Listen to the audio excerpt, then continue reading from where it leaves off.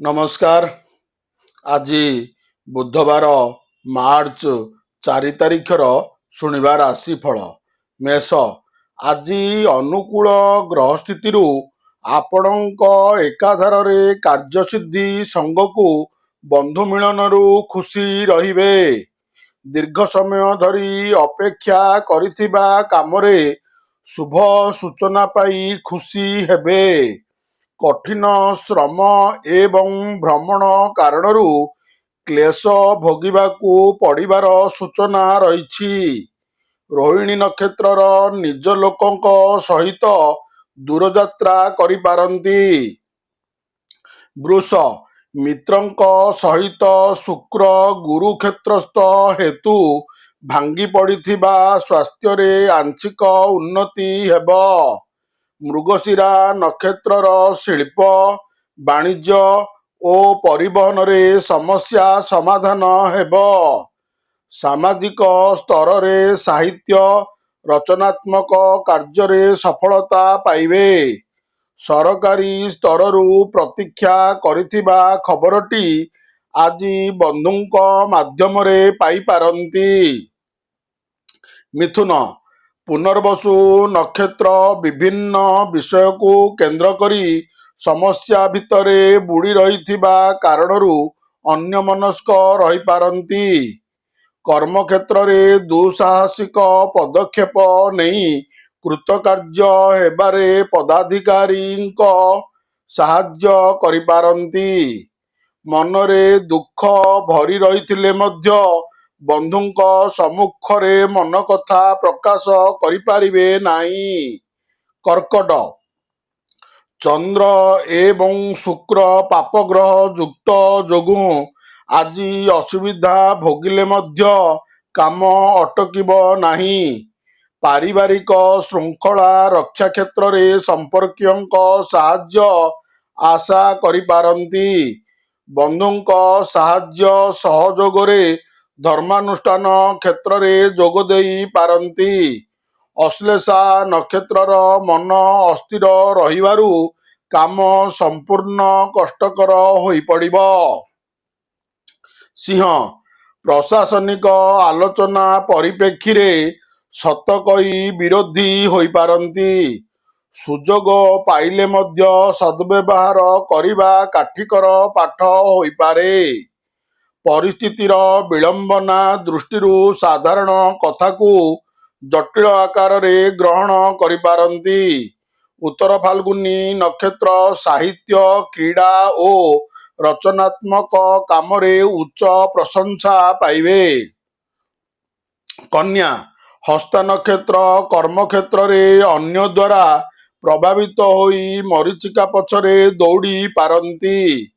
ସମ୍ମୁଖରେ ହିତ କଥା କହୁଥିଲେ ମଧ୍ୟ ଆତ୍ମୀୟମାନେ ପରୋକ୍ଷ ଭାବେ ଶତ୍ରୁତା ଆଚରଣ କରିବେ। ଯାତ୍ରା, ବାଣିଜ୍ୟ ଏବଂ ପରିବହନରେ ପ୍ରତିଦ୍ୱନ୍ଦ୍ୱୀଙ୍କ ସହିତ ମନାନ୍ତର ଘଟିବ। ବନ୍ଧୁବର୍ଗଙ୍କ ସହାନୁଭୂତିରୁ ଟେନସନ୍ ଦୂର ହେବାର ସୂଚନା ରହିଛି। ତୁଳା। ଆଜି ବିଶାଖା ନକ୍ଷତ୍ର ବିଶିଷ୍ଟ ବ୍ୟକ୍ତିଙ୍କ ସାହଚର୍ଯ୍ୟରେ ଚେଷ୍ଟା କରୁଥିବା କାର୍ଯ୍ୟରେ ସଫଳତା ହାସଲ କରିବେ। ସାହିତ୍ୟ, ସାମ୍ବାଦିକତା, ସଙ୍ଗୀତ ଓ କ୍ରୀଡ଼ା କ୍ଷେତ୍ରରୁ ସୁଫଳ ମିଳିବ। ବନ୍ଧୁଙ୍କ ଅନୁରୋଧକ୍ରମେ ମନୋରଞ୍ଜନ କାର୍ଯ୍ୟକ୍ରମରେ ନିଜକୁ ନିୟୋଜିତ କରି ଖୁସି ଅନୁଭବ କରିବେ। କ୍ରୟ ବିକ୍ରୟ କ୍ଷେତ୍ରରେ ସତର୍କ ନ ରହିଲେ ଠକାମିରେ ପଡ଼ିପାରନ୍ତି। ବିଛା। ସମ୍ପର୍କୀୟଙ୍କ ସହଯୋଗ ଲାଭ କରି ମନ ଅନୁଯାୟୀ କାମ କରିବାର ସୁଯୋଗ ପାଇପାରିବେ। ବନ୍ଧୁ ଫାଇଦା ହାସଲ ସକାଶେ ମନ ଧରିଲା ପରି କଥାବାର୍ତ୍ତା କରିପାରନ୍ତି।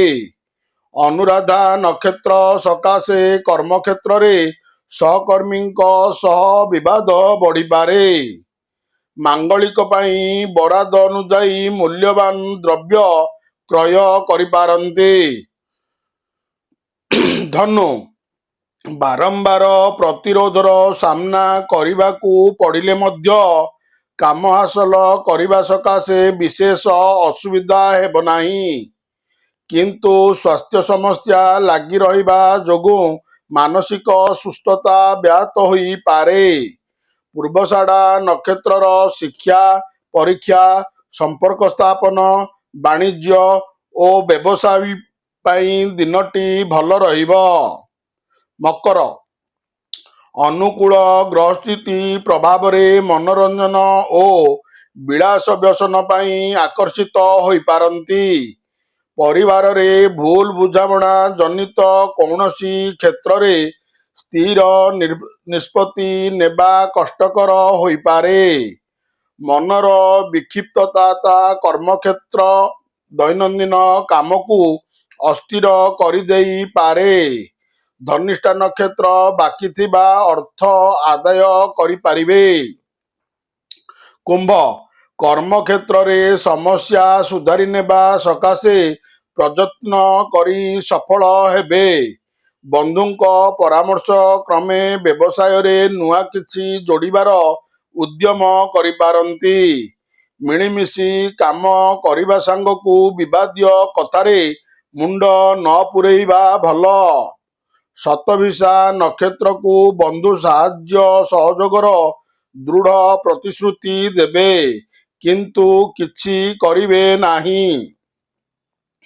ମୀନ, ଆଧ୍ୟାତ୍ମିକ ପରିବେଶରେ ବହୁ ଲୋକ ଗହଣରେ ସମ୍ମାନ ଲାଭ ଓ ପଦମର୍ଯ୍ୟାଦା ବୃଦ୍ଧି ପାଇବ। ପୂର୍ବ ଭାଦ୍ରବ ନକ୍ଷତ୍ରର ମନ ଭଲ ରହିଥିବା କାରଣରୁ ପାରିବାରିକ ସ୍ଥିତିରେ ମିଷ୍ଟଭାଷୀ ହେବେ। ଅପରାହ୍ନେ କୌଣସି ଭୁଲ ଖବର ପାଇ ସାମୟିକ ଭାବରେ ବିବ୍ରତ ହୋଇପାରନ୍ତି। ବାରମ୍ବାର ପ୍ରତିଦ୍ୱନ୍ଦ୍ୱିତା କାରଣରୁ ବାଣିଜ୍ୟରେ ଆଖିଦୃଷ୍ଟିଆ ସଫଳତା ମିଳିବ। ନମସ୍କାର, ଜୟ ଜଗନ୍ନାଥ।